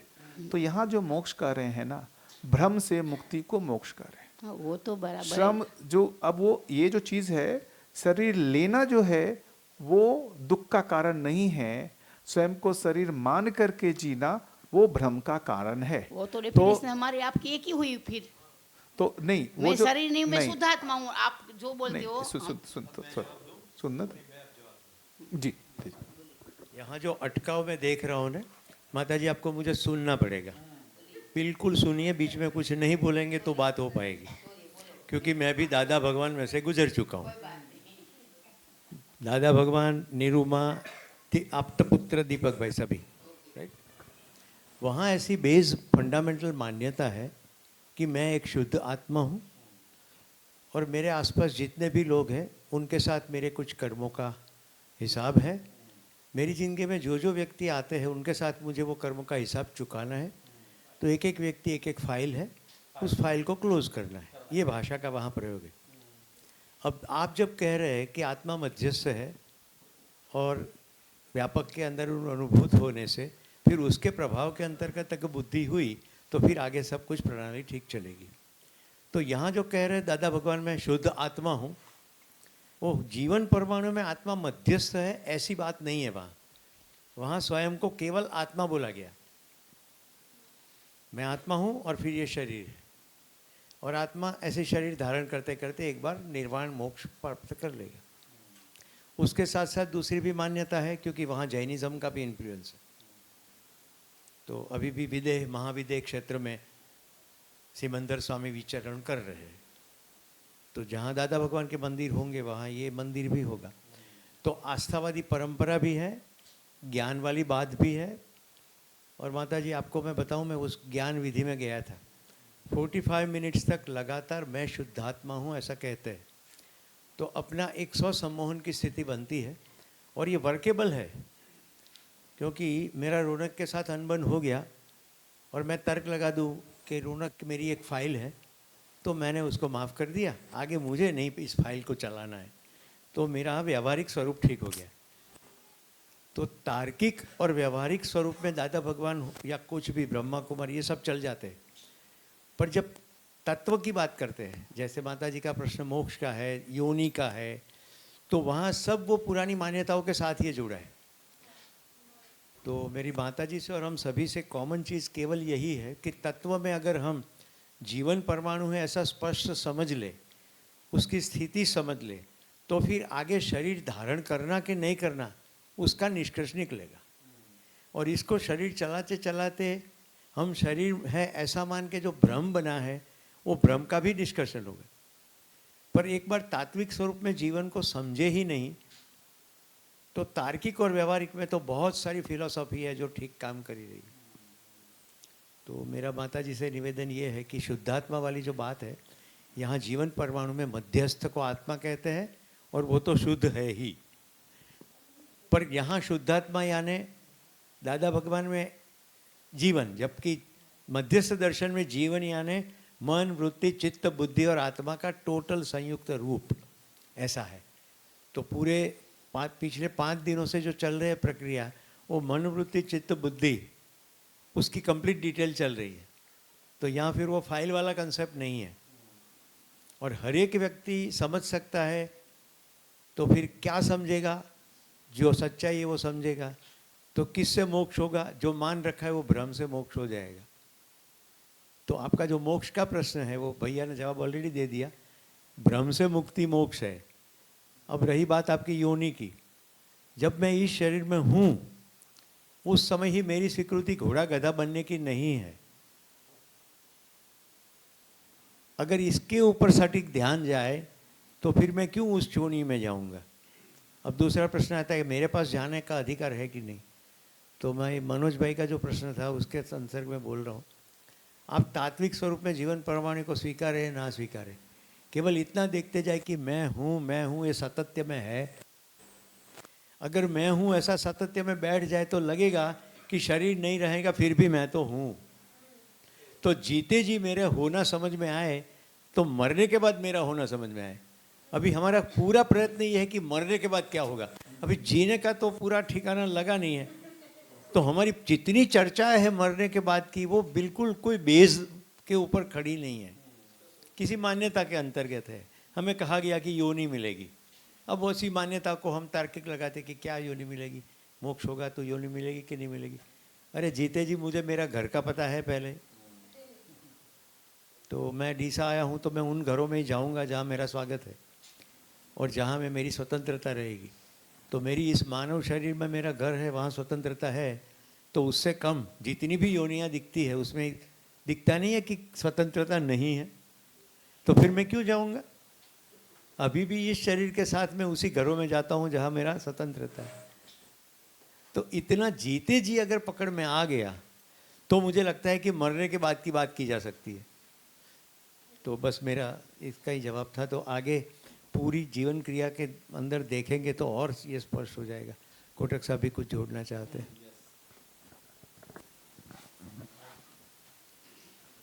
मैं अपना शेयरिंग कर रहा हूँ। डोंगरे महाराज की कथा में मैं गया था, तब डोंगरे महाराज ने एक मार्मिक बात की कि भगवान रामचंद्र यदि पुष्पक विमान लेके यहाँ पे आ जाए और बोले कि मैं आपसे प्रसन्न हूँ, आप सभी डोंगरे महाराज की कथा में आए हुए हो, तो मैं आपको मोक्ष देता हूँ, आप में से कितने लोग इस विमान में बैठोगे? फिर उन्होंने मार्मिक टकोर की कि आप सभी सफ़ेद बाल वाले हैं, कल सुबह में उठेंगे ही नहीं, वह भी निश्चित नहीं है।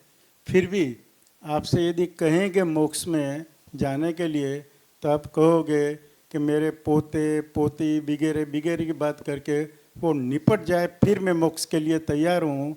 तो मोक्ष में जाने के लिए जो मोक्ष में मानते हैं वो तैयार हैं, पहली बात। नहीं, एक मिनट। दूसरा मेरा ऑब्जर्वेशन, अध्यात्म के दो विभाग हैं, एक है दर्शन और एक है तत्व ज्ञान। दर्शन है तो जहाँ वो दर्शन हो गया है, जैसे भारतीय में 6 दर्शन है, सांख्य दर्शन, योग दर्शन, वैशेषिक दर्शन, न्याय दर्शन, पूर्व मीमांसा दर्शन, उत्तर मीमांसा दर्शन। हर एक दर्शन अलग अलग बात अपनी अपनी ओर से करता है। और तत्वज्ञानी कौन है? जैसे ओशो हो गए, उन्होंने अपनी एक धारा दी। जय कृष्ण हो गए, वो अपनी एक धारा दी। मैं डॉक्टर कोटक अपने ग्रुप में अपनी एक धारा दे रहा हूँ। मुझ में भी मानने वाले कुछ लोग हैं, तो मेरी भी अपनी एक सोच है, तो वो एक तत्वज्ञान हुआ। अभी यदि साइंटिस्ट बैठते हैं, हम लोग डॉक्टर हैं, मैं गायनेकोलॉजिस्ट हूँ, तो हम लोग जब बैठते हैं डिस्कशन करते हैं तो फाइनल डिस्कशन पे आके उठते हैं। एक गायनेकोलॉजिस्ट अपनी बात रखता है, दूसरा अपनी बात रखता है, वो एविडेंस बेस्ड अपनी बात करता है, मैं अपनी बात करता हूँ, झगड़ के नहीं उठता है। और दर्शन शास्त्र में और तत्वज्ञान में और विविध संप्रदाय के उसके अंदर कभी कंक्लूजन में हम आ सकते हैं, तो प्रश्नार्थ तो उठता ही है। तो बातें जो भैया बता रहे हैं, एक बात तो माननी पड़ेगी, जो रियलिटी है, सत्य है, तो सत्य को सवाल इतना ही है, यदि आप अभी आपकी समझ में नहीं आता है तो समझने की कोशिश करो। सत्य को नकार कैसे सकते हैं? संभवित ही नहीं है। यदि मेरी बुद्धि उसके मुताबिक डेवलप नहीं हुई है तो मैं कोशिश करूं, और मेरी बुद्धि के मुताबिक मैं उसे टर्न डाउन करने के लिए स्वतंत्र हूँ। भाई मैं आपके साथ सहमत नहीं हूँ, सत्य को तो स्वीकारना है ही। अब बाबा जी ने भगवान महावीर, भगवान बुद्ध, भगवान राम, भगवान कृष्ण उनके वक्त में आए हुए थे। वहाँ समाज को, समाज के जो एक मनुष्य है उसको ऊपर उठाने के लिए उन्होंने अपने प्रयत्न किए। आज के समय में जब विज्ञान इतना बढ़ गया है, क्वांटम थियरी के बारे में आप बात करें, अभी बोलेंगे तो क्वांटम थियरी क्या है वो लोगों को मालूम नहीं है। E=mc², वो क्या है मालूम नहीं है। वो जानने की तो कोशिश ही करना नहीं चाहते हैं। और हम मोक्ष में जाने के लिए और जन्म में से मुक्त होने के लिए तैयार हैं, डिस्कशन करने के लिए, झगड़ा करने के लिए, अपने परिवार से भी अलग होने के लिए, परिवार में एक दर्शन में, एक दूसरे दर्शन में। तो जो सत्य है, सत्य को जानने के लिए, समझने के लिए, जानने और समझने के बाद मानने के लिए रोक कौन रहा है? डेवलप तो होना ही पड़ेगा।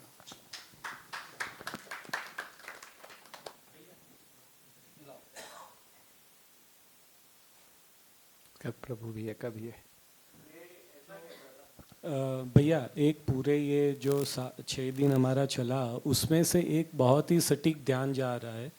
एक तो कुछ भी जो समझना है उसमें मेरा लक्ष्य क्या है, लक्ष्य को स्थिर किया जाए। लक्ष्य की स्थिरता के बिना चीज़ें हैं ना वो सेट नहीं होती। जैसे अभी अंकल ने भी बताया, अभी जो मेरा लक्ष्य, क्योंकि अभी किसी का लक्ष्य कुछ और ही है और यहाँ हम जो लक्ष्य की बात कर रहे हैं वो कुछ और ही है, तो उसमें तो वो कैसे फिट होगा। अभी जो भी क्रिया प्रक्रिया है तो यहाँ पे जैसे मैं देखता हूँ कि अभी प्रामाणिकता से मैं अपनी ज़िंदगी में देखूँ कि मैं क्या सुखपूर्वक जीना चाहता हूँ कि नहीं चाहता हूँ, क्या मैं परिवार के साथ एक व्यवस्था बनाना चाहता हूँ कि नहीं चाहता हूँ। अगर ये मेरा लक्ष्य है तो उसका समाधान बाबा जी दे रहे।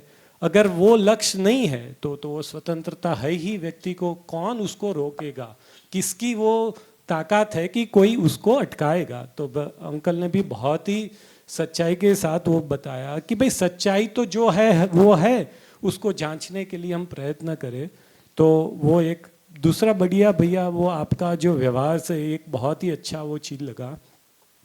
इवन बाबा जी भी जो चीज़ बता रहे कि जैसे संपूर्णता, क्योंकि हमारे देखने का जो नज़रिया है ना बहुत ही कटके में है। मीन्स अभी इतना जैसे पूरी जर्नी है तो जर्नी में हम खंडन विधि से ही देखते हैं, इसीलिए जो उसकी क्रम की स्वीकृति नहीं रहती वही मेरे लिए पीड़ा है और वही मेरे कृतज्ञता भाव में एक बाधा भी है। तो कृतज्ञता लक्ष्य के अर्थ में जैसे मानवीय परंपरा, मानवीय व्यवस्था बन जाए, उसमें हम देखें तो पूरे क्रम में जितना भी प्रयास हुआ है तो वो पूरा एक जर्नी है। तो पूर्णता में वो दिखता है तो उसमें जो लोगों ने जहाँ जितना भी किया वो हमें स्वीकृत होता है और उसके लिए कृतज्ञता बनता है। वो बहुत ही बढ़िया ये ध्यान गया इससे। धन्यवाद। बढ़िया कि प्रभु भैया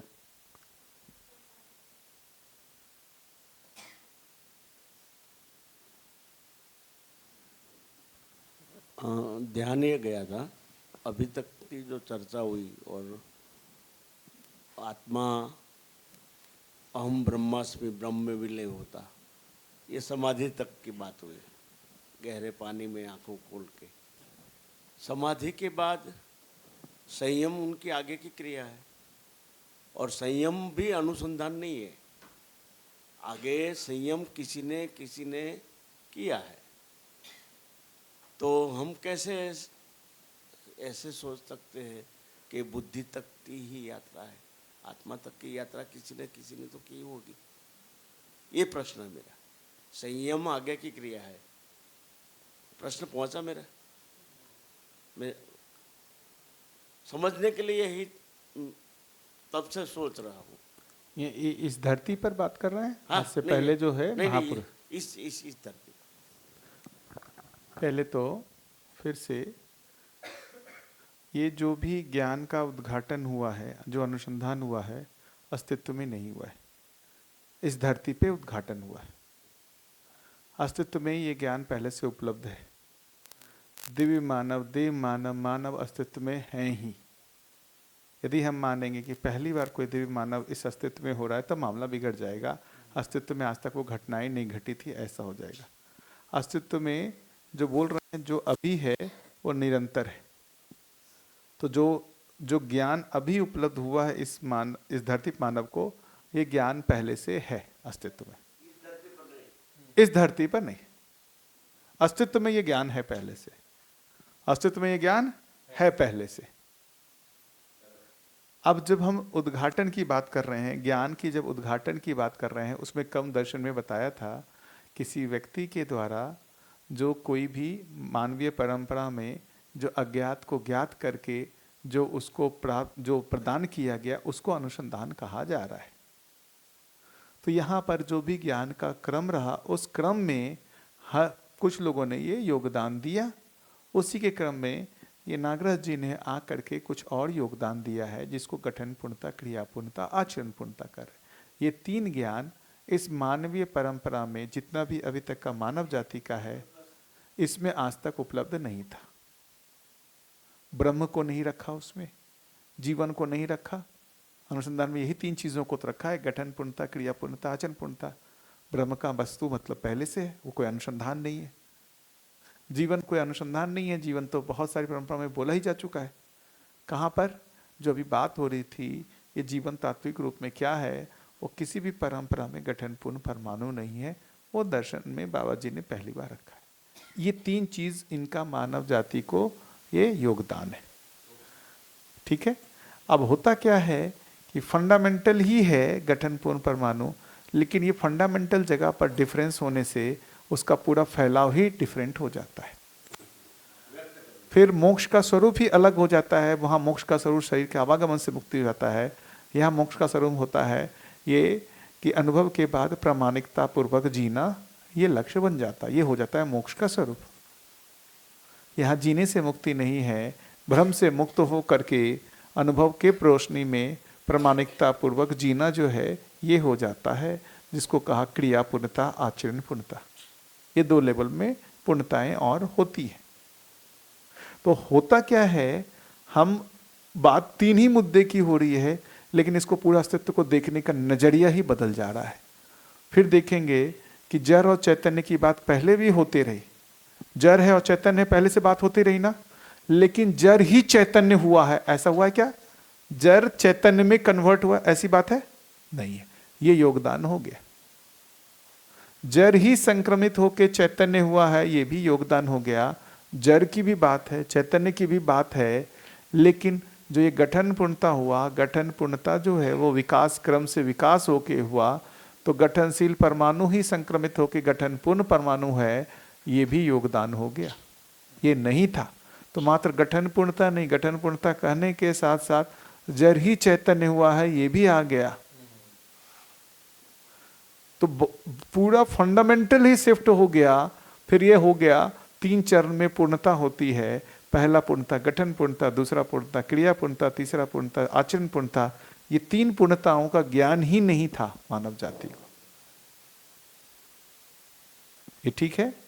तो हो रहा है फंडामेंटल जगह पर डिफरेंस, उससे पूरे अस्तित्व की जो रियलिटी है, जिसको लेके बात होते रही, वो पूरा ही डिफरेंट हो गया। मानव के जीने का स्वरूप ही अलग हो गया। मानव के यहाँ पर फिर मानव जो है वो परिवार में से होके विश्व परिवार तक कैसे जिएगा, अखंड समाज सार्वभौम व्यवस्था का स्वरूप क्या होगा, ये सभी ही अलग निकल के आ गया।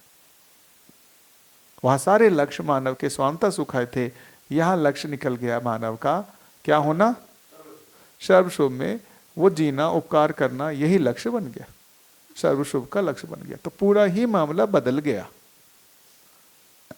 इसको भी हमको समझना पड़ेगा। हाँ, लेकिन ये मानव जाति आज के दिन इसको स्वीकार कर पा रही है। उसमें आदर्शवाद का भी रोल है, भौतिकवाद का भी रोल है। उन सभी के प्रयत्नों के बाद ये जो उससे जो बड़ी चीज आई है उसको मानव जाति स्वीकार पा रहा है। दिया गया तीन ही चीज, लेकिन इससे होने के लिए परमाणु जो भौतिकवाद ने उपलब्ध कराया उसका रोल है। आदर्शवाद ने ब्रह्म उपलब्ध कराया, जीवन उपलब्ध कराया, मन वृत्ति चित्त बुद्धि आत्मा ये सब भाषा के रूप में उपलब्ध कराया, बहुत हद तक वास्तविकता के रूप में भी उपलब्ध कराया। इसीलिए ये आज के दिन दर्शन सबको स्वीकार हो सकता है। ये बात पकड़ में आ रही है। तो काफी श्रम हुआ है आदर्शवाद का भी, भौतिकवाद ने तो श्रम किया ही है। इन सब के कारण ही ये दर्शन जो है ये आ पाया। इस कारण से पूरी जितने आज तक प्रयास हुए उन सभी के प्रति कृतज्ञता। तो ये अनुसंधान है, और इस अनुसंधान के पहले और भी अनुसंधान हुए थे। किसी धरती पे एक समय ऐसा रहा होगा ना कि जब मानव को ये नहीं पता होगा कि भाई वो मानव शरीर से भिन्न कोई एक आत्मा चीज है। आदि मानव को पता था क्या? नहीं पता था। किसी एक क्रम में किसी एक आदमी को रियलाइज हुआ और उसने न मानव जाति को बताया, उसके बाद से बोलने का क्रम शुरू हुआ होगा। तो आत्मा का अनुसंधान करने वाला वो हुआ, आत्मा का अनुसंधान करता वो हुआ जिसने पहली बार मानव जाति को ये बताया कि शरीर से भिन्न कोई वास्तविकता है। उसको कुछ नाम दिया, आत्मा नाम दिया, जीवन नाम दिया, सोल नाम दिया, कुछ भी नाम दे दे, तो वो पहली बार वो अनुसंधान करता था। बताया ना, उसने ये नहीं बताया गठन प्रमाण, लेकिन ये तो बताया कि शरीर से भिन्न कोई एक वास्तविकता है। वो उस समय अनुसंधान करता था उससे। किसी ने ये बताया कि ब्रह्म जैसी कोई वस्तु है, व्यापक जैसी कोई वस्तु है जो हर जगह व्याप्त है, हर सर्वत्र उपलब्ध है। जिसने ये पहली बार बताया मानव जाति को, वो अनुसंधान करता है इसका। ऐसे अनेक अनुसंधान होते हुए जो अभी 3 अनुसंधान और उसमें ऐड हुए हैं, वो गठन पूर्णता, क्रिया पूर्णता, आचरण पूर्णता, और ये तीनों जो है परंपरा में नहीं थे। चार अवस्था भी किसी में नहीं है। अब 4 अवस्थाएं देखिए जो भी है, जड़ चैतन्य की बात है ना, तो भैया जड़ चैतन्य की तो बात है ही। एक बात ये आती है, इस धरती पर जैसे आपके 3 अनुसंधान की बात की, वो रेफरेंस अस्तित्व का दिया कि कहीं पे मानव देव मानव दिव्य मानव अस्तित्व में है, तो इस धरती पर उनकी बात हुई। वैसे ही जीवन रियलिटी और कोई धरती पर साइंस में है, तो साइंस यहाँ क्यों उनको नहीं स्वीकार अभी तक? साइंस वहां नहीं पहुंच पाया है ना। साइंस मेरी बात पहुंचती कि दूसरी धरती प्रत्यक्ष रूप में साइंस भी करती है, अप्रत्यक्ष रूप में रिसर्च क्यों नहीं? क्योंकि ऐसे कहता है दर्शन, जो अस्तित्व में है उनकी कल्पना और उनका नाम आता है, अस्तित्व में नहीं है उनकी कल्पना कभी होगी ही नहीं। तो ये जीवन रूप में कल्पना तो आ गई। ये अनुभव से अधिक जो उदय अनुमान है, कोई दूसरी धरती पर अभी तक कोई साइंस कंफर्मेशन नहीं किया है कि वहाँ पर भी जीवन है, मानव है, लेकिन एलियंस की कल्पना हो चुकी है कि नहीं हो चुकी है, अब इसकी खोज बाकी है। अब देखिए, पहले अनुमान में आया या पहले खोज लिया? आ चुका है ना अनुमान में, किसी दिन खोज भी लेगा। शीलता, ये अध्ययन की परिभाषा देखेंगे ना, कल्पनाशीलता के माध्यम से वस्तु के साथ तदाकार होना, उसी का नाम अध्ययन। हमारे पास यही हथियार है, कल्पनाशीलता के माध्यम से वस्तु के साथ तदाकार होना। हम कर क्या रहे हैं? इसी कल्पनाशीलता के माध्यम से वस्तु के साथ तदाकार हो रहे हैं। माता जी कैसे तदाकार हो रही? कल्पनाशीलता के माध्यम से हो रही है। आ रही मेरी बात समझ में? साइंस ने कल्पनाशीलता के माध्यम से क्या क्या नहीं खोज लिया। अरे आप देखो, ये पूरी कल्पनाशीलता के माध्यम से क्या क्या नहीं खोज लिया है। ये चकित करने वाली बात है, कल्पनाशीलता कितनी पावरफुल है। एक आदमी की कल्पना में आया कि मुझे अपनी बात यहाँ से 1000 किलोमीटर दूर पहुँचानी है, उसकी कल्पना में आया, उसने कर डाला। एक आदमी की कल्पना में आया, यार अंधेरा होता है, दिक्कत होता है, बल्ब हमको मिल जाए, उसने बल्ब का खोज कर दिया। क्या जो भी कल्पना में आ रहा है उससे देखो कितनी खोज होती जा रही है। तो कल्पनाशीलता का बहुत बड़ा रोल है। क्या ये सब चीजें आंखों से दिखी हैं?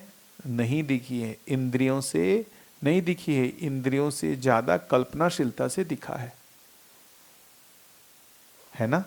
तो अब आगे जो बात आ रही है, कल्पनाशीलता को बोल रहे हैं इच्छा विचार आशा की संयुक्त गति। तो ये इच्छा विचार जो चित्त वृत्ति से इतना सारा कुछ संसार को दिख गया है, अब वो जो चाह रहा है ना, जीवन को देखना, वो ब्रह्म वस्तु को देखना वो कल्पनाशीलता में आ नहीं रहा है। वो आ सकता है, संभावना बन सकती है यदि वो कल्पनाशीलता को ये माने कि कल्पनाशीलता से सच्चाई दिखती है।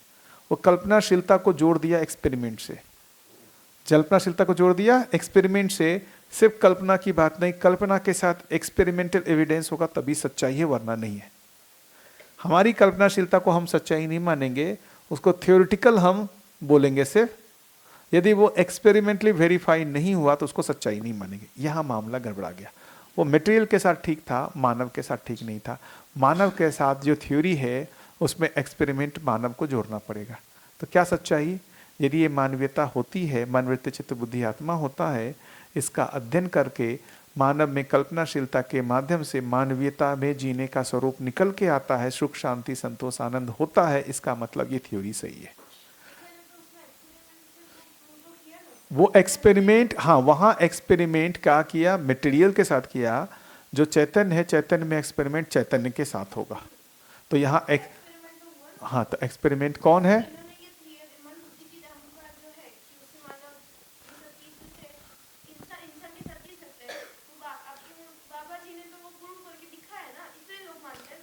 न्याय को कैसे पहचानेंगे? मानव के साथ एक्सपेरिमेंट करके। अब आपके साथ एक्सपेरिमेंट करके मैं न्याय को प्रमाणित करूंगा, ये है प्रमाण, है ना? वहाँ मटेरियल के साथ हम वो एक्सपेरिमेंट करेंगे। यहाँ पर जो भी चैतन्य की बात है वो चैतन्य के साथ एक्सपेरिमेंट करेंगे। न्याय का प्रमाण हम क्या उसमें ढूंढने जाएंगे? न्याय का प्रमाण कहाँ ढूंढने जाएंगे? मानव के साथ। तो न्याय का जो हमको कंसेप्ट क्लियर हुआ है, जो थियोरेटिकली हमको समझ में आया है, इसका प्रैक्टिकल क्या स्वरूप होगा? मानव के साथ इसको करके देखो।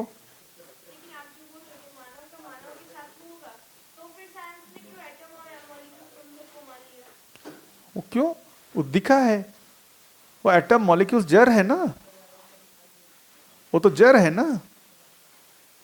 न्याय जड़ में थोड़ी और मानते हैं ना। क्यों मानते हैं? जो थ्योरी बनाया उस थ्योरी के आधार पर जो ऑब्जर्वेशन है वो एक्सप्लेन हो रहा है। थ्योरी के आधार पर जो ऑब्जर्वेशन उसके एक्सप्लेन हो रहे हैं। तो हमने जो न्याय की थ्योरी बनाई उसके आधार पर ये सारी घटनाएं एक्सप्लेन हो रही है। मानव का व्यवहार एक्सप्लेन हो रहा है। क्या एक्सप्लेन हो रहा है? तो कोई आदमी क्यों ऐसा कर रहा है? तो भ्रमित मानव का स्वभाव है दीनता हीनता क्रूरता। अब दिखने लगता है, हाँ यार हर आदमी दीनता हीनता क्रूरता करता है, मुझे दिखता है, मुझे हर आदमी दिखता है। इस दर्शन की थ्योरी से देख करके हर आदमी दीनता हीनता क्रूरता करता हुआ दिखता है। मुझे भी दिखता है, मैं भी दीनता हीनता क्रूरता करता हूँ। उसके जगह दिखता है कि नहीं, क्या सही होना चाहिए, न्याय धर्म ये जो है धीरता वीरता उदारता होना चाहिए। तो जब मैं उसको समझ करके करने की कोशिश करता हूँ मुझे भी सुख मिलता है, और कुछ जो भी आदमी धीरता वीरता उदारता करता है वो भी सुखी होता है। तो दिखता है हाँ यार ये सही है। इस मानवीयता को अध्ययन करके, मानवीयता को चित्रित करके अब मानव के व्यवहार को देखने की कोशिश करो। वो दिखता है कि क्या व्यवहार के नियम है। आएगा ना, आएगा। जब ये मानव स्वयं को अध्ययन की वस्तु मानेगा तब आएगा। मानव स्वयं के अध्ययन की वस्तु अभी तक बनाया ही नहीं है।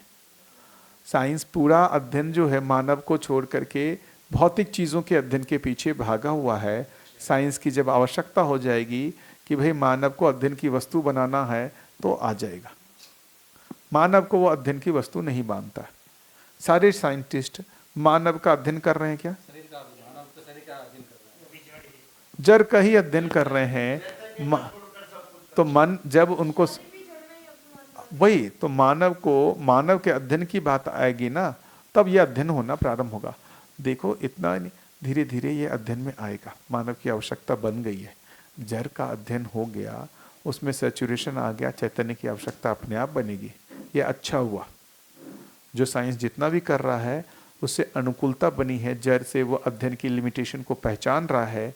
इतना सब कुछ करने के बाद भी उससे मानव को जीना नहीं आ रहा, व्यवस्था में जीना नहीं आ रहा।